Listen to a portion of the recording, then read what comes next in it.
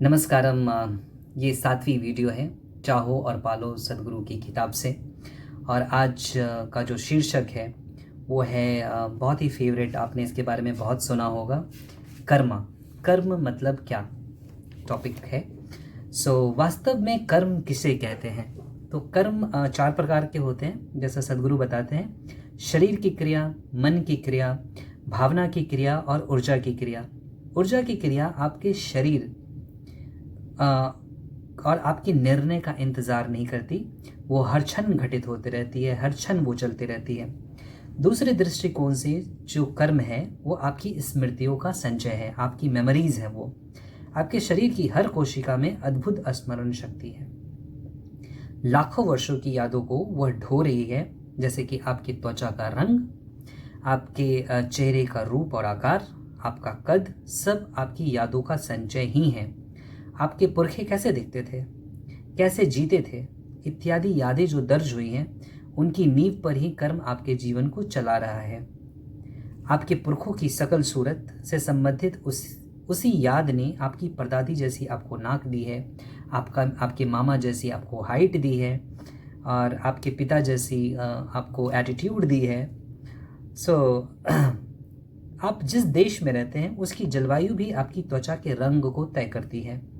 स्थान परिवर्तन करके दूसरे देश की जलवायु में रहने पर भी नए प्रदेश के अनुरूप त्वचा का रंग आपको मिलने के लिए पुरानी यादों का खत्म होना जरूरी है। इसमें कम से कम लाखों वर्ष लग जाएंगे। स्मृतियों का प्रभाव उस हद तक आपको नियंत्रित किए हुए है।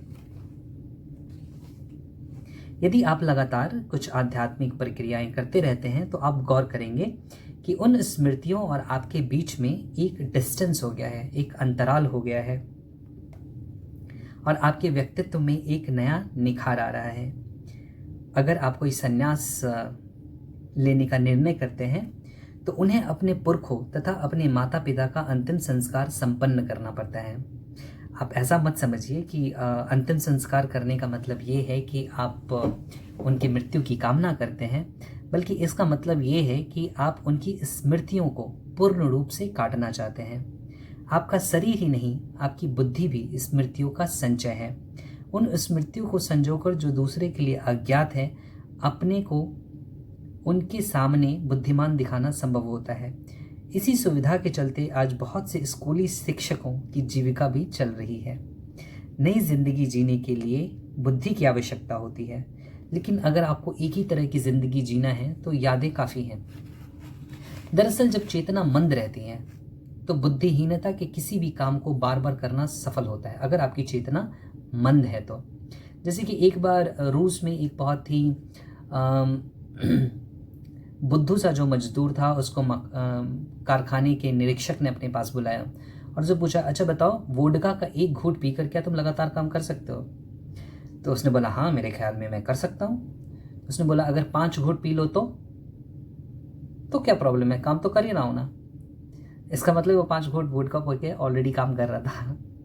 इस तरह लाखों घूंट वोडका पिए हुए व्यक्ति की तरह आप भी एक ही तरीके से बार बार एक ही काम को किए जा रहे हैं। इसी का नाम है कर्म। कोल्हू में बंधा हुआ बैल जिस तरह घूमता रहता है, आप भी बार बार घूम रहे हैं। जैसे बचपन में आप खेलने की आपकी प्रवृत्ति होती है। जब आप थोड़े बड़े होते हैं तो प्यार व मोह। जब आप 40 की उम्र पार करते हैं तो बहुत ही असमंजस सी स्थिति होती है आपकी मनोदशा के बारे में। और 60 साल के होने पर आप ये सोचते हैं, ये मेरे साथ क्या हो रहा है, ये ज़िंदगी मुझे क्यों मिली है। इसी स्थिति को कुछ लोग अध्यात्म समझते हैं। यह अध्यात्म बिल्कुल नहीं है, यह गोल गोल घूमना है और चक्कर काटने की प्रक्रिया है। वृत्तों में गोल गोल घूमते हुए आप आगे की ओर नहीं सरकेंगे। वृत्तों में घूमने का मतलब यही है कि आप कहीं पहुंचे बिना एक ही जगह पर ठहरे हुए हैं। पुनरअपि जननम पुनरअपि मरणम के अंतहीन चक्कर में फंसने से क्या फायदा। इसमें यही बात आपके अनुकूल है कि जब आप दूसरी चक्कर लेते हैं, आप पहले चक्कर को भूल जाते हैं और आपको हर बार नया अनुभव होता है। अगर आपकी यादें पूर्ण रूप से अगर आपके पास लौट आए तो आप अपने आप को एक मूर्ख जैसा महसूस करेंगे। ये स्मृतियाँ एक्चुअली किश्तों में आती हैं, पूरी तरीके से नहीं खुलती हैं। स्मृतियों का यही संचय दो में बंटकर आपके जीवन को चलाते रहता है। स्मृतियों का प्रभाव जब तीव्र होता है तब आप उसके अनुसार नए शरीर का चयन कर लेते हैं नेक्स्ट लाइफ में। इसलिए जन्मों का सिलसिला बार बार जारी रहता है। उसके लिए यह जरूरी नहीं है कि आप हर बार उसमें फंस जाएं। अब सवाल यह है कि अच्छा कर्म माने क्या और बुरा कर्म मतलब क्या। जैसा कि आप पहले ही फिजिक्स में पढ़ चुके होंगे कि हर क्रिया की एक प्रतिक्रिया है। अगर आप उस प्रतिक्रिया, उस परिणाम को सहर्ष स्वीकार कर लेते हैं तो कोई भी कर्म बुरा नहीं है। यह प्रकृति जो है ना कठोर है और ना ही करुणामयी। अच्छाई बुराई ये सब मनुष्य के दृष्टिकोण मात्र है। कुछ भी अच्छा नहीं है, कुछ भी बुरा नहीं है, यह सिर्फ आपका दृष्टिकोण है। जैसे कोई कहता है कि ये पहाड़ बहुत खूबसूरत है, बहुत बढ़िया है। आप पहाड़ की चोटी पे चढ़िए और वहाँ से छलांग लगा लीजिए, तो क्या ये पहाड़ अच्छा रहेगा? अगर आप उसके परिणाम को स्वीकार कर लेते हैं तो ये बहुत ही खूबसूरत है। अगर आप परिणाम को स्वीकार नहीं करते हैं तो ये आपका दृष्टिकोण है।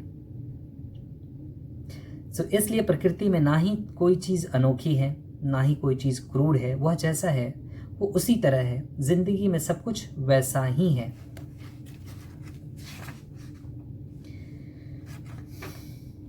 आपकी स्मृतियाँ बिल्कुल एक गोंद की तरह है। जैसे आपने पूरे बदन में अपने गोंद को चिपकाकर आप इस संसार में विचरण कर रहे हैं। आप जिस किसी चीज़ को भी स्पर्श करते हैं वह आपके बदन में चिपक जाए तो आप क्या बनेंगे? बहुत ही कम समय में आप पहाड़ की तरह बन जाएंगे। उस बोझ को ढोते हुए चलाना कितना कठिन होगा। आपकी स्मृतियाँ इसी तरह से पहाड़ से भी ज़्यादा भारी होकर आपको दबोचती हैं। आप उन्हें ढोते हुए काम करने की कोशिश करते हैं। आप इसके प्रति जागरूक हों या ना हो, आपके शरीर की हर कोशिका अपने द्वारा बसर किए गए हर एक पलों को, यादों को उसी प्रकार ढोती हैं। आप कहेंगे इन बातों को अभी तक किसी ने नहीं बताया। हर पल जीवन में इसी बात को आपके सिर पर ठोक ठोक कर बताता रहता है। आप तो पड़ोसियों की बातचीत और अपनी स्मृतियों के संवादों को ही सदा सुनने में रहते हैं, लेकिन जिंदगी की आवाज़ पर आप कान नहीं देते।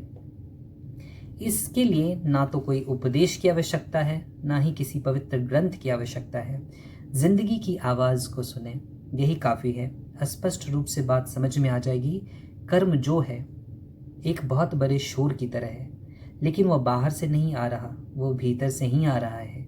इसलिए उस पर ध्यान देने से आप चूक जाते हैं। कर्म जो है वो आपकी जीविका है, वो आपको बांधने वाली बेड़ी है। यदि आप उसको ठीक ढंग से निर्वाहन करें तो आप उससे मुक्त होकर आज़ाद हो सकते हैं। कल का टॉपिक जो है वो यंगस्टर्स के लिए बहुत बढ़िया है, बहुत ही इंटरेस्टिंग होगा। 20 वर्ष की उम्र में सदाबहार। मिलते हैं अगली वीडियो में। तब तक के लिए नमस्कारम। सी यू वेरी सून।